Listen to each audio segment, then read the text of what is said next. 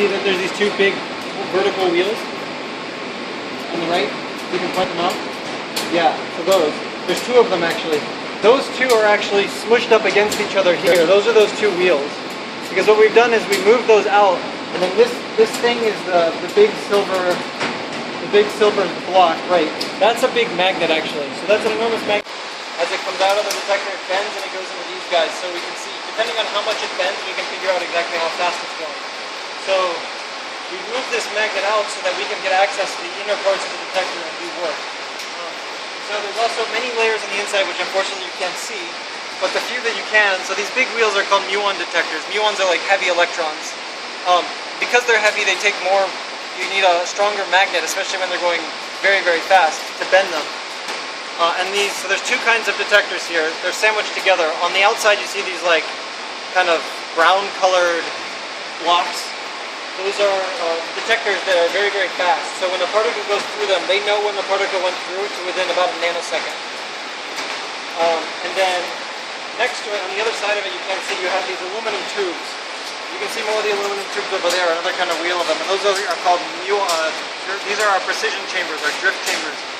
And you can measure then the position of where a particle went through to some very, very small precision, like less than a micron or micrometer, which is like 10 to the minus 6 meters, less than that. You can really find out where they're going. So then you can also see these big silver, the silver edges with the orange circles around them. Those are also magnets. And these magnets probably extend to 20 meters long, and they provide us a magnetic field that covers the entire central region of the experiment.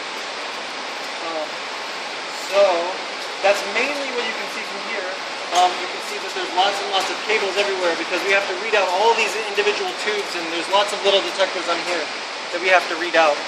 So the idea is we need to know where particles go to a very, very precise position so that we can reconstruct what happened in our collision. So we take, it's kind of like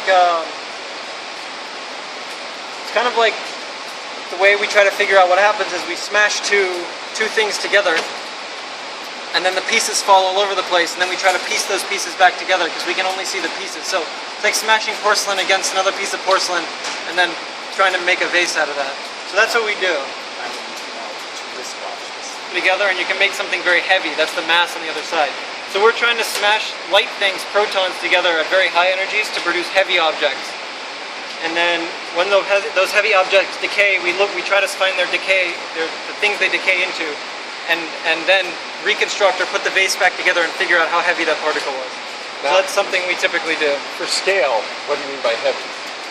Well, a heavy particle, for instance, the new particle we just found, the Higgs boson, is about, it's 125 times the mass of a proton. So to give you the scale, a mass of a gold atom is about 180.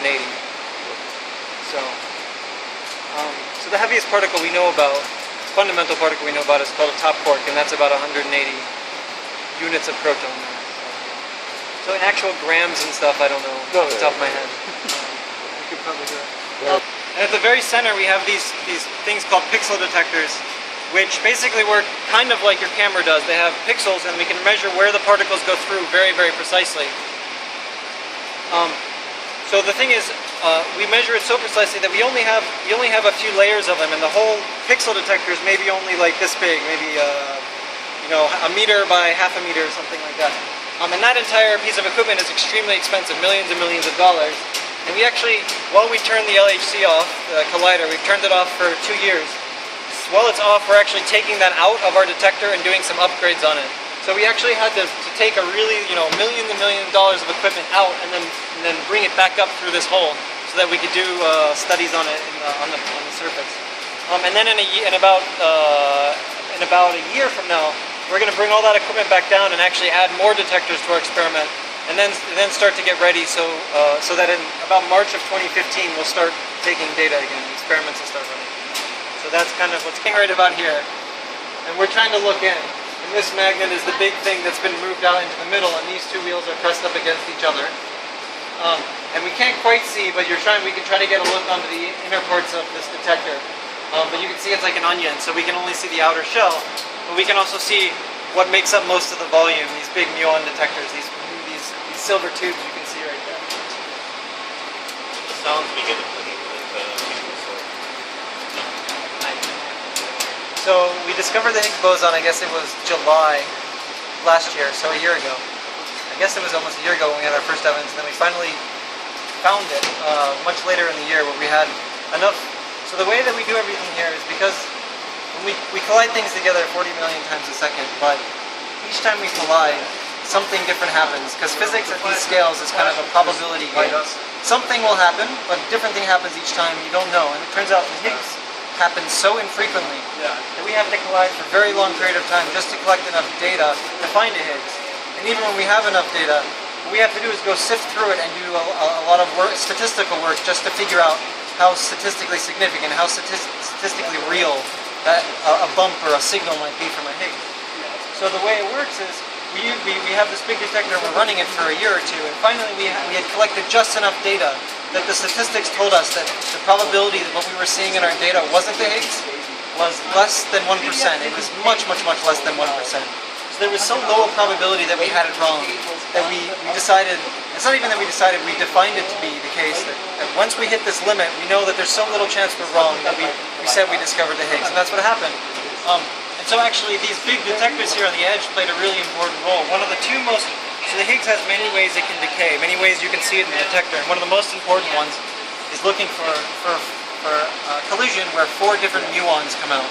And these are the muon detectors that help find them and eventually led to the discovery of the Higgs. So now you can see directly why we have these things. So now we've shut down, and in a year and a half, we'll start things back up so that we can get even more data on the Higgs and get really precise measurements of what it's doing and what it's telling us about the universe. I know what I'm saying, that's what I'm used to. This is a bunch of cooling equipment that helps route gas and liquid into our equipment to keep it cool so it doesn't heat up. Because we have so many electronics running, we're generating a lot of heat, so we have to keep everything cold so it works properly.